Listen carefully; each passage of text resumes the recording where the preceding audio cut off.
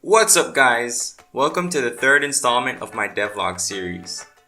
In the last episode, we made some map generation and played around with some animation layers. And in this episode, we actually scrapped that map generation, fleshed out some terrains, and fixed a ton of bugs to get the game into a playable condition. Playable so much so that I'm happy to announce that I have my first prototype uploaded to h.io that you and your friends can test. All you need is a Windows computer, where you can click the link in the description and follow the instructions on the website. So without further ado, we'll get into the devlog. Okay, what I've been working on in the past 2 weeks was mainly getting the other two elemental wizards together and putting the user interface in place to have some testing done. The three main classes that I've decided on is Fire, Ice, and Chaos. I also thought about a new idea on how the flow of the game is gonna go. So hear me out. I'm gonna make the name of the game Crown of the Wizard. Why, you ask? Because the main goal of the game is for the player to gather all the crowns. These crowns will give the player different and new abilities to help them progress. This goal of obtaining the crowns will be pushed onto the player by a powerful time oracle, who will also be helping them along the way.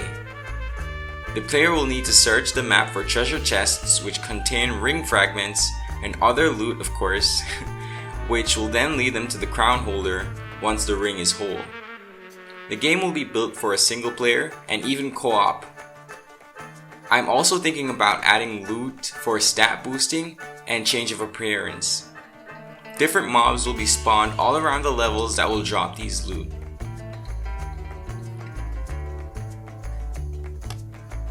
Now I want to speak a bit more about the changes that I have so far on the prototype. Let's just boot the game up here.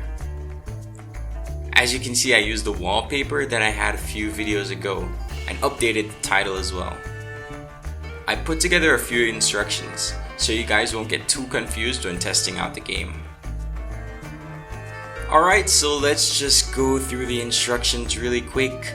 You can use the arrow keys to move or the ASWD, and you can also hold down on the left shift to run, the X button to fire off a power skill, the F to punch, G to kick, and there are also 3-hit combos, which mean you can press the F key 3 times and he does like a punching combo, or you can press the G 3 times and he does like a 3-hit kick combo. And you can click the spacebar to jump and H to roll. And I even left a cheeky comment at the end which says thank you for playing and I'd love your feedback. And you can either place that comment on the h.io site or leave a comment on this video. So let's click to start here and move to the character selection screen. You can see there's a nice fade transition which I may or may not be keeping for the final product. Upon hovering over the wizard, you'll notice that there is a neon border that pops up around them. I did this by making 2 sprites, one for the original and another for the highlighted sprite, which I just drew a colored border around in Photoshop.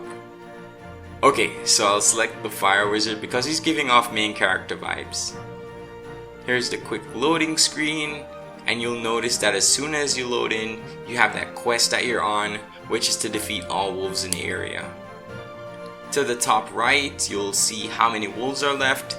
You'll also see your health points of the wizard, and in the lower right, it shows the closest enemy distance that gets lower the closer you are to the enemy.